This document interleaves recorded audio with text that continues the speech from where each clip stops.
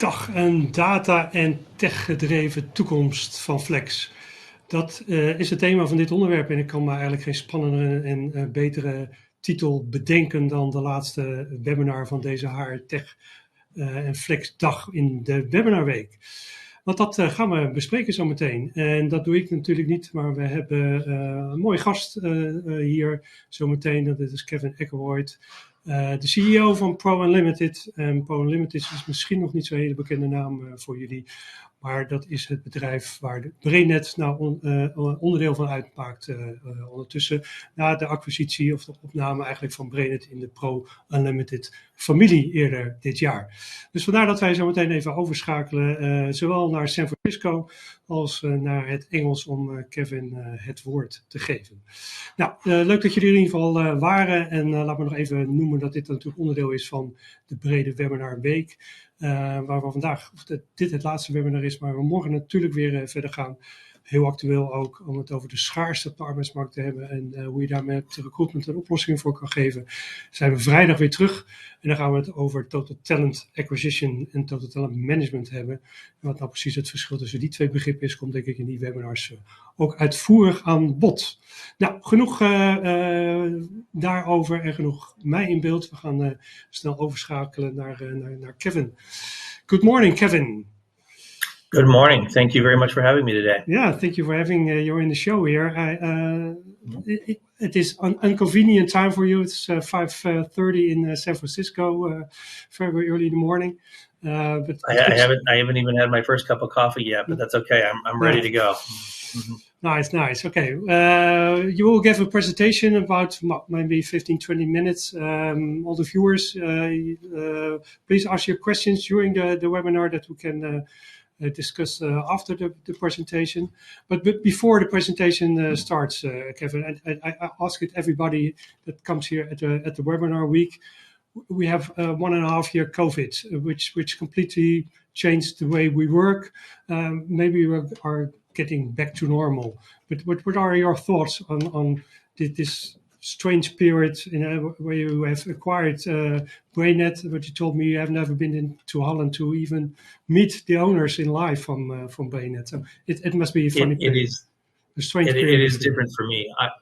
I have been somebody that has been in technology companies that have been headquartered in the United States for better on 20 years that have had European presence and large European customer bases and European employee bases.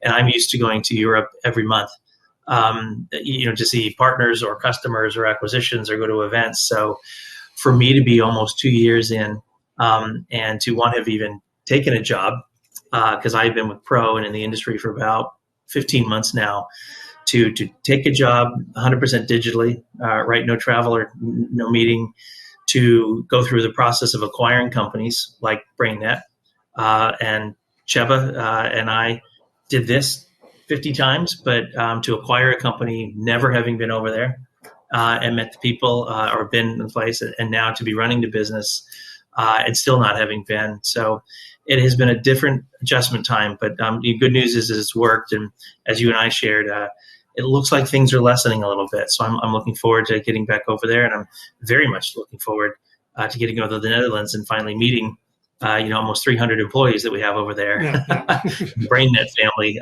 So fingers crossed, things behave this weekend and I can finally get over there. Yeah. Well, okay. Well, maybe we will meet also then. I hope so. That would be nice. Okay. Maybe you can start the presentation, and viewers, once again, if you have any questions for Kevin, don't hesitate to ask them and put them in the chat, and I will bring them on after your presentation, Kevin. Yeah, would be happy to. And if we can go ahead and advance the slides.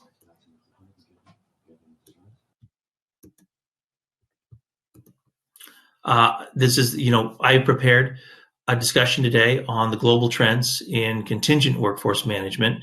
And just via definition for the audience, this might be relatively self-explanatory, but how we define contingent is broadly, if it's not a full-time employee at the company's employment, then we call that contingent. So that could be freelancers, that could be project work, it could be temporary workers, it could be gig workers.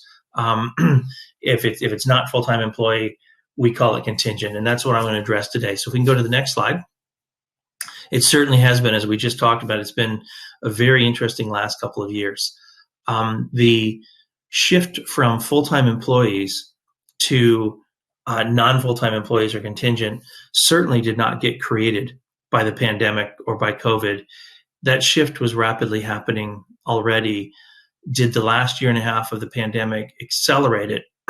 Absolutely yes, though. It has accelerated it, and it has made some fundamental changes, which I'm going to talk about. But we've got a lot of market dynamics going on. The employers are recognizing it from a financial stability, agility, nimbleness, et cetera, that contingent is going to be a much larger part of strategic workforce planning going forward. The employers in Europe, but literally and globally, more and more employees or the workers are expecting the ability to work from flexible locations, remote, anywhere in the world. There's going to be a big shift in full-time employees. Well, based on the last 2 years, over here in California, we call it the Great Resignation. But globally, we're seeing a lot of people attrit. There will be 13 million nurses around the world will retire. Over 30,000 white-collar tech workers, 30 million white-collar tech workers will quit, this year in developed North American and meer regions. So we've got a huge dynamic going on in the population, and it's becoming more and more expensive. There's competitive salary markets going on in all the major markets. So a lot of business dynamics and a lot of talent dynamics. And I'm going to go through some of what we see as a large European and as a large global contingent workforce management provider, some of the trends that we think are the most important that'll be interesting for you, the audience, to go to deep dive a little bit on today. So if we can go to the next slide. I will start with just the overall sizing of contingent. Contingent has already reached 43% of the workforce. It's a very large part of the overall employment globally. Almost everyone you read, right, whether it's governmental research, industry associations, the large consulting and researching firms, virtually everyone agrees that next year we will probably see the world go to over 50% of the workforce will in fact be contingent and not full-time. The growth rates for contingent, while we have not seen full-time employment in most European markets, certainly in the American markets and globally, full-time employment has not snapped back anywhere near this fast. But the global rate of contingent workers is already 25% higher than pre-COVID levels as of Q2 of this year. So full-time employment is not come back to pre-COVID levels. Contingent growth rate is much higher than pre-COVID levels.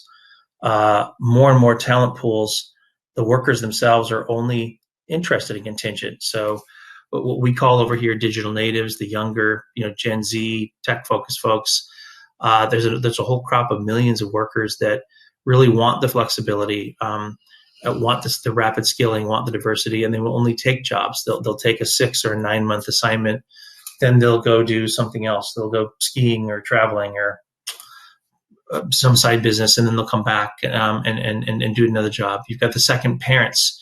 They're staying at home. They're educated. They're skilled. They have white collar resumes, but they need to stay home while the other parent, works. That's a huge talent pool. The retirees, right, folks that are no longer working in FTEs, that are older but are incredibly skilled, want to actually stay involved, and want to do so on a contingent or a non-FTE base. So huge chunks of the skilled talent pool in Europe and globally are only working contingent, and we as employers are certainly going to have to recognize that and realize that's a huge percentage of the talent pool that we're going to need to work with. And this is certainly a phenomenon that is hitting everything, the whole organization chart, tech, IT, finance, operations, marketing, HR, legal.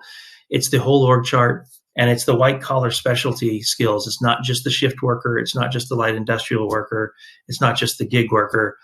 It's the entire talent pool. So contingent is becoming, will soon become the largest part of the overall global talent pool. If we go to the next slide, one of the things that's very interesting is that remote and global talent acquisition are now, required to compete.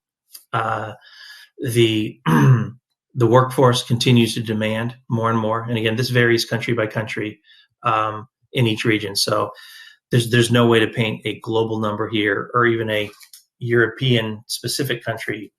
But by and large, in all the advanced economies around the world, the FTE and contingent workers continue to demand more and more remote options. I need to work from home. I need to only be in the office 3 days a week, but I need to be at home the other 2 weeks, et cetera. So the talent pool continues to demand remote options. So far, the productivity and success over the last couple of years has been very high. So while this was a concern as this thing kicked off so far, the success, the performance, the productivity, company results have been very high. Global demand companies, right? Whether I'm a European-based company, whether I'm an Asian-based company, whether I'm a North America-based company, more and more of the large employers literally cannot satisfy the demands within their specific country or within a region, but have to participate on a global level now. There's all kinds of legislation now that's making it harder and harder to import non-local talent. We certainly see that a lot in the United States with things like H-1B as an example, where the technology companies in America could not get enough talented engineers and quality assurance and IT people, and they were forced to actually go global to look for engineering talent. And that's happening in dozens of countries around the world. And it's becoming harder and harder. And as you see things, I'm sure the news around companies like Google, right, where class action suits around pay parity, where if a similar type of worker, say in the Benelux region or in the DACH region, is getting paid differently than the Asia Pacific region, and that's different than the United States, you're actually seeing lawsuits aimed at major employers around lack of pay parity. That's becoming an issue. And obviously worker regulation, compliance, statutories, et cetera, is becoming completely more sophisticated and more risky. So the remote and the global talent pool to fill this contingent need is becoming mandatory. The workers want it. The employers are getting good at it. It's working. Productivity is up. But the risks associated with it are going up as well, something that we as employers and, quite frankly, the whole industry and staffing need to pay close attention to. So if we can go to the next slide, another set of trends that are worth noting are that, for a long time, contingent has just been basically backfill. It's temporary staffing, it's seasonal, it's burst capacity for a job. It's no longer being viewed that way. The contingent side is a strategic part of the mid and long-term workforce optimization and future of talent strategy. We're seeing that it's going all the way up, not just to the chief human resource officer, but to the C-suite and the board level, saying if this is going to be half of our employee base, I can't compete just with full-time employees that are near my offices. I have to compete in a non-full-time, right, remote, at least regional, if not global, that's coming with an entire different set of strategic planning. And getting up the maturity curve on how to actually manage this. Most sophisticated employers, regardless of whether they're European, Asian, or North American, are here on the maturity curve with full-time employment. They're here on contingent workforce management. They're nowhere near as sophisticated and mature. So getting up that maturity curve to figure out how to strategically manage what is a strategic part of the workforce planning is becoming mission critical. So we're calling it portfolio management, but people are viewing contingent as a strategic part of the portfolio of capital rather than just backfilling or bursting your project work. So we can go to the next slide. Next trend that's actually worth mentioning. I'll wait for a second while the slide advances.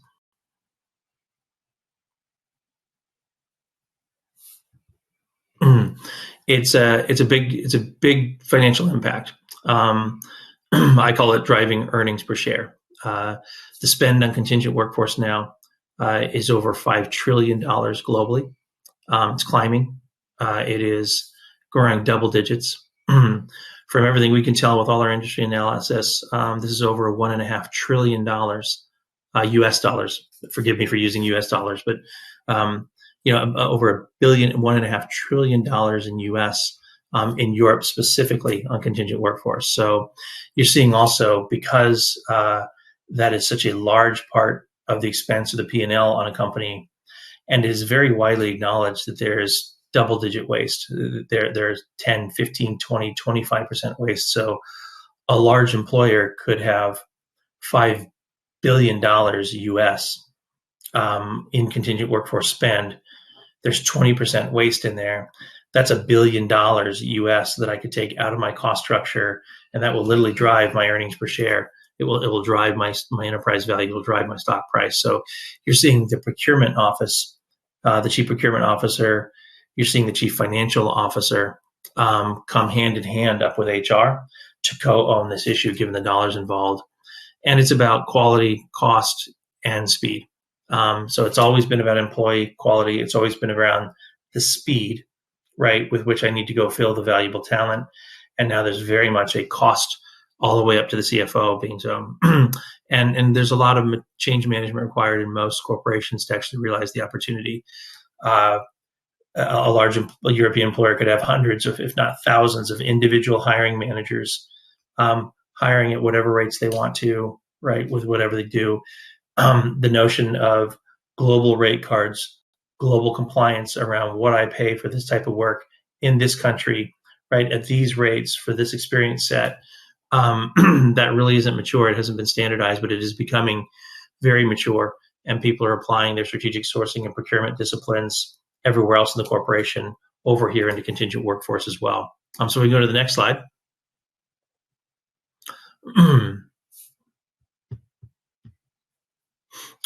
Direct sourcing is the term that we use. And basically what I mean by that is for several decades, the contingent workforce supply chain, for lack of a better word, has come primarily through third parties, staffing companies like Randstad or Kelly or Allegis or Adecco or Manpower, professional services firms like Cognizant or Infosys or Capgemini or Accenture, Deloitte. And that has come with the third-party staffing agency or consulting firm owning the relationship with the talent, right, with the individual worker. And it's coming with 20 to 50% markups. The brands, if I'm a large brand anywhere in the world, I want to use the power of my brand, and I want to go start recruiting and hiring contingent workers directly. Myself, Apple, Nike, Diageo, Rabobank, SAP, you name it. I'm going to go acquire my contingent staff directly and not go through these staffing agencies or professional services. We estimate that a good 25% of the recs that are put out there that are needed for contingent are going to be edicted to go direct to the brand versus a staffing agency or a consultancy. That's obviously a material shift. 20 to 50% cost optimization by removing those staffing agency fees or removing those other third-party fees is going to be very material. So if I've got $1 billion, and again, I'm going to use US dollars. If I have $1 billion in US spend as a large European employer, and there's 40% waste, not waste, there's 40% going to the staffing agency layer, I'm going to free up that 400 million US, and I'm going to take some of it to invest in other areas. I'm going to take some of it to the bottom line, but I'm going to use a non-trivial part of that to actually go pay the workers or the top talent a lot more. So you're going to see this huge shift from money being spent by the employers to the staffing agencies to money being spent by the employers paying the workers much more money, higher wage rates, while saving themselves money in the time by this direct sourcing. It's going to require brands to get as good as recruiting contingent, having the right kind of employer branding, the right contingent worker candidate engagement, worker experience. They're going to have to emulate the branding and the employee experience they have on the full-time side. They need to emulate the candidate or the worker contingent workforce experience and the contingent branding. But they're going to do that increasingly to take advantage of the direct sourcing opportunity. And again, this is going to be yet another major reskilling and talent portfolio management competency inside the hiring organization, because the hiring organization, us employers, are not used to doing that. And obviously, the technology that we use for full-time employee applicant tracking systems or data or other, the HCM or FTE technologies do not apply here. So there's going to be discrete and new tech data and analytics platforms that are required to pull off this direct sourcing. But this is probably one of the most important trends and the biggest trends in all of contingent staffing. So if we can keep going. Next slide. As I mentioned, the worker experience, that very talented contingent worker who's a fantastic IT person or developer or finance, they are very particular. They're highly sought after. They've got a lot of options. And, what do we call it? We call it the seller's market. Right? It's not a buyer's market anymore. The employers don't have the power. The contingent employees, the talent, have the power. And then we think that's going to sustain, ongoing. Again, this is for all roles, not just the specialty skilled. The contingent workforce experience managers on the client side are going to have to actually get very good at treating that contractor or that freelancer or that project worker with the same kind of employee experience as they've done on the FTE side. The same attributes as full-time don't necessarily create. And we're going to need to actually be very focused on how we do this with, say, the younger tech digital enablement versus those second parents versus those older workforce. So we're going to have to do worker experience and engagement the way we have done employee experience engagement for a long time. It's going to be different, and we're going to have to do it differently depending on which cohort or which generation of the contingent talent that we're after. So the worker experience and recognize that the worker has the power is going to be a new reality that most of us wake up to, and a lot of us that are large regional or global employers are already seeing. If we can go to the next slide. We also believe that we are entering a skills-based economy. It's not about the job title or the role anymore. It's literally about skills. So for 30 years, we've said, hey, I need an engineer, 3, or a sysadmin 2, or an IT specialist 4. Those titles that we see in resumes, that we see in how we actually source through portals, et cetera, that job description or that title could mean 100 things to 100 different companies. And it could mean one thing in this European country and mean something completely different in that European country. It's now about the skills. So we're going to shift away from titles, job descriptions, et cetera. We're going to shift into the actual skill sets. The skills will, in fact, drive cost up or down quite a bit. So I'm not just going to hire an engineering contractor anymore. I'm to delineate between Ruby on Rails, .NET, Java, etc., and the overall ability to apply machine-based learning and artificial intelligence so that thousands of European employers and tens of thousands of global employers can go use the machine-based learning and AI to go match the tens of millions of European or global workers. We can't do it the same way with just humans anymore. This is an area where data and the artificial intelligence applied to that data is going to become mission critical to shift into skills-based and then go make skills-based assignments to hundreds of thousands or millions of European workers every year is going to be a very pronounced shift. We go to the next slide. Diversity and inclusion. We are seeing this be very much a global issue. It's not just a United States issue. It's not just a North American issue. It's not just a European issue. We are seeing this become front and center across the world, and we're definitely seeing it in Europe. It's a must to satisfy the contingent workforce management demand. The goals now, companies are setting as aggressive goals on the contingent side for diversity as they are on the full-time employee side. We're seeing more and more chief diversity officers right at the table. They're now peers with the chief procurement or finance or HR officer with specific goals, agendas, and empowerment. The regulatory horizon around diversity itself is becoming material. And again, just like with direct sourcing is requiring its own specific tech, data, analytics, and services.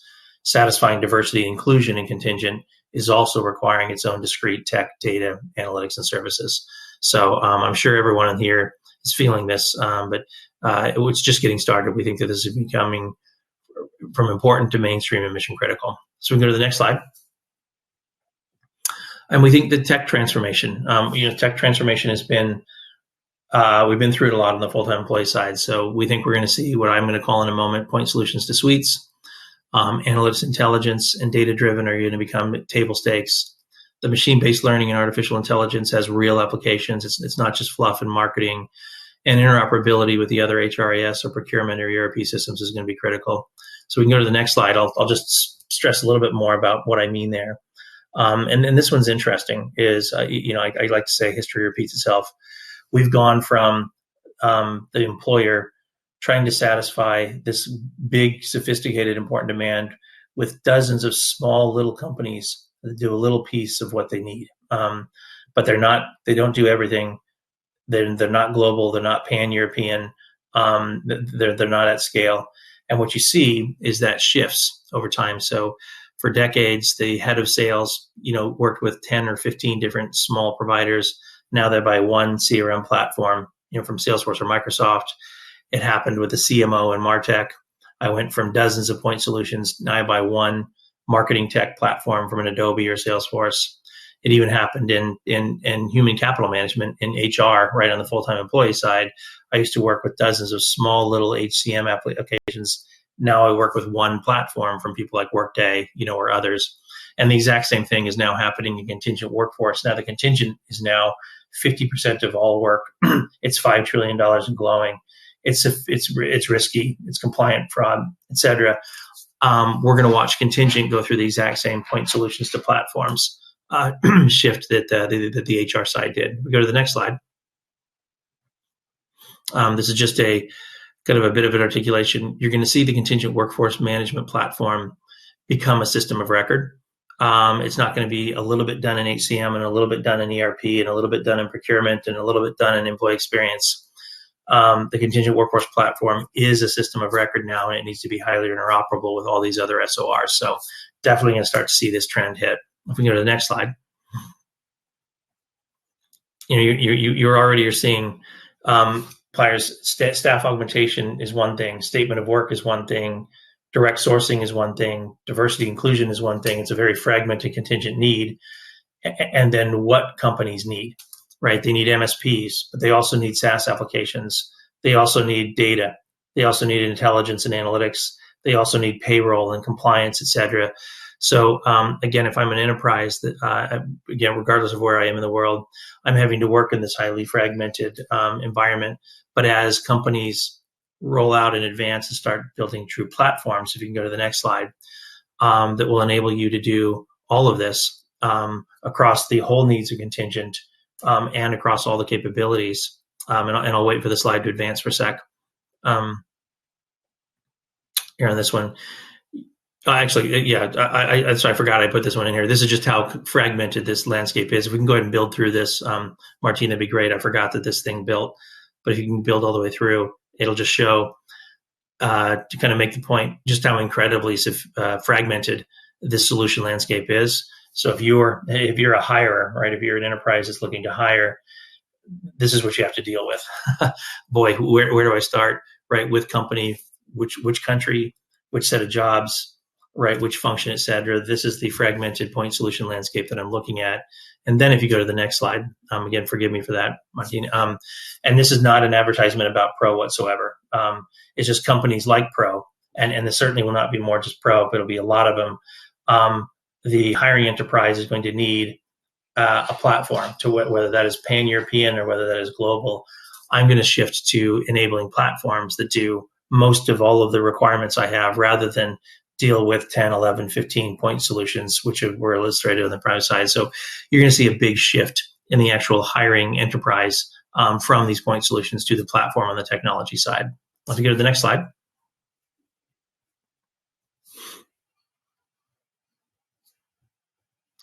We'll also see companies having to commit to going up the maturity curve, as I call it.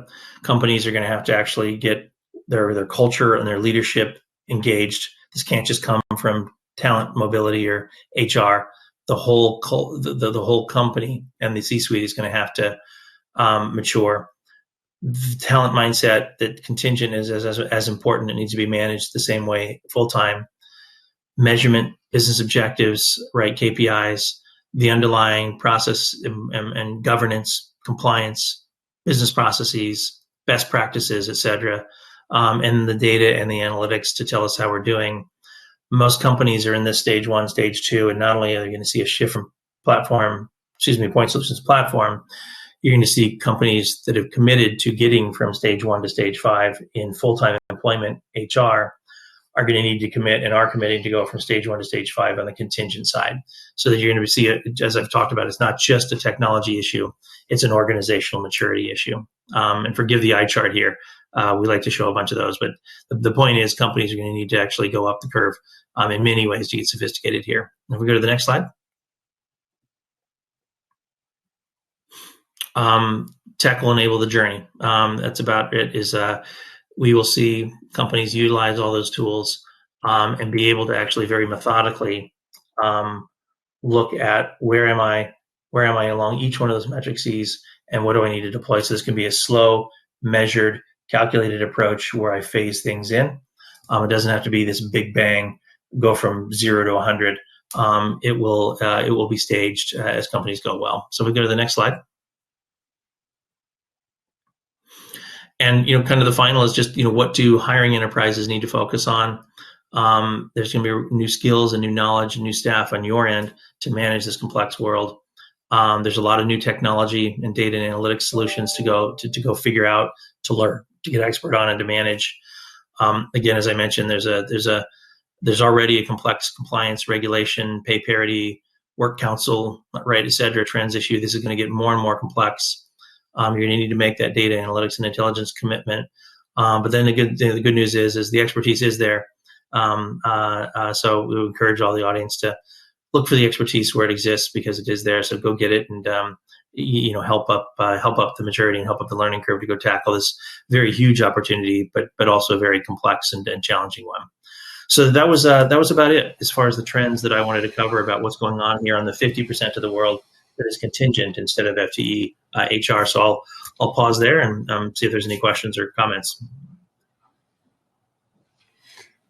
Okay, thank you, Kevin. Great insights, and thank you for sharing them. And for our audience, if you have any questions, please ask them in the chat function on your screen. I have a couple of questions, and please. You mentioned a couple of trends that you see, like the Great Resignation, which is happening in the US. Mm-hmm. I saw the latest labor statistics yesterday, I think, and also the direct sourcing trend. Yes. But as pro, you work all around the globe. So, what is happening do you think in the US, and how much is it different in maybe here in Europe? Is it the same? Or it's very interesting. No, go ahead. Please finish the question. No, what do you see as different trends in the US and in Europe, or maybe there aren't any differences? I actually see more similarities than I do differences, and we work with very large European companies that operate not just in their specific country, but operate across broader Europe or broader EMEA. And a lot of the European clients we work with operate as globally as our US customers. So from that shift to kind of remote, I need more flexibility, et cetera. If anything, I think we're seeing that more pronounced in Europe than we are in the United States, although it's pronounced in both. The shift from direct source, and by the way, we will, on any given week, we will put workers in place in over 40 different countries just in Europe. Mm-hmm. About 106, and on a global scale, we will put, for a U.S. or European-based company, we will put workers in 106 markets, around the world on a weekly basis. In Europe specifically, for European companies, right, or that are headquartered somewhere, or right there in one country, or U.S. companies that have Europe operations, we'll put workers in 40 different European countries. So whether I'm European-based or U.S.-based, I'm hiring all over the continent, in Europe in a big way. So that's very consistent. The direct sourcing we are seeing every bit as pronounced in Europe as we are in the United States. So that's very, very similar. I would say that the technology adoption is a little bit faster here in North America than it is Europe. Not dramatically so, but in general, I'd say there's probably a year and a half gap there in maturity around the technology adoption. And I think on the regulatory and compliance side, The European issues are probably even more pronounced, right, than they are in Europe. There is no such thing as the United States of Europe, right? and while I would say that I think the people in Texas are as incredibly different than the people in California, there's a lot of diversity, in the States. From a regulation standpoint, it's a little less complex. So I think the whole regulation standpoint and what I have to do around compliance is probably even more pronounced in Europe. So there are definitely some differences, but in general, like I said, way more similarities, and then there are differences. You talk about the regulations and the new laws. We have seen the AB5 law in California, the IR35 in the UK. We have our that's right. Yeah. The DBA, the Dutch law, and they're coming more and more. Do you think that will contain the growth of contingent workforce, or will it go anyhow? I don't. I don't. And that kind of compliance, and then you've got things like GDPR, right, which is not necessarily regulation, but it's around data security, and that certainly hits contingent and employee data every bit as much as consumer. So there's so much of that swirling around. We don't see it containing it. We see it forcing European companies. I'm sorry for having to clear my throat. They're needing to go work with providers or consultants or experts to actually figure out how to do it right. So it can either contain you and shrink you and not let you be competitive, or you as an organization go ahead and invest the money, the time, the resources, the expertise to make sure that you can continue to expand in contingent, but do it in a compliance and a data regulation way. We are seeing investment in doing it right and continue to scale, rather than lack of investment, and seeing it compressed. And I think that's going to continue. Yeah. It talked about integration of all kinds of services, and one of the viewers asked if RPO will become also a part of the total landscape of solutions. I think so. I personally think so as an executive in a company, and we as a company, I think the industry, we definitely see that. It's interesting. The world of contingent is so fragmented. That little slide I showed with all the logos, just to make it a visual. We're very much focused on tying the entire world of contingent together. But even as we do, you're going to see the worlds of FTE come together. So whether it's on that services line, RPO and contingent eventually are going to come more and more together. The software layer, right, the VMS systems in the software layer versus the HCM or ATSM systems, they're going to come a little more together. The data, right, the data providers, people like us that do contingent data versus full-time, that's going to come together. You've got PEOs, right, on the full-time payroll side, we're on the contingent. As we look at, all of those, is there going to be some convergence? Yes. But I think the bigger thing right now is companies are trying to pull all their contingent together, and then they'll be ready to go into RPO or into HCM or into full-time data or into PEO, right? So step one, step two. But is that a trend that's going to happen? Absolutely. Yeah. And the direct sourcing, we talked about the direct sourcing, and one of the viewers, and maybe it's a tricky question, but with direct sourcing, there's no need for the agencies. But what is the future of an MSP like Brainnet in a market that everybody sources directly? Yeah. Well, the MSPs tend to be where the direct sourcing is happening, right? So if you this is an incredibly simplistic view, but you've got the actual, say, staffing agencies up here, right? They actually are in the job of providing talent. The MSP, right, whether it's the services part of the MSP or the technology part of the MSP, is there in the middle optimizing, right? So it's the MSP's job to say which staffing agency or which service firm or which freelance network or which, right, whatever, the MSP aggregates demand, it does the matching, right? It does the optimization, right, et cetera. So the MSP's job will be alive and well. It's going to say, hey, I can go direct here. It's still going to go through the tech platform. I still need the data. I still need the analytics. And I still need the MSP to do things like curation. And I still need the MSP to do things like the worker experience, et cetera. So I think it's more the MSP is no longer going to just be optimizing across the staffing agency. It's going to be doing optimization across staffing versus digital versus direct, et cetera. So we're actually seeing it both from a services standpoint and from a technology standpoint increase the importance of this middle person called the MSP as the hirer tries to optimize this. Do you see any future for platforms like Upwork to really become huge in finding talent? And should it be part of the talent acquisition program of clients? We think so. Yeah, we think so. You've got, if you want to say the agencies are a big node of the supply chain, the professional services firms are a big node. The direct sourcing, right, is going to become a huge node.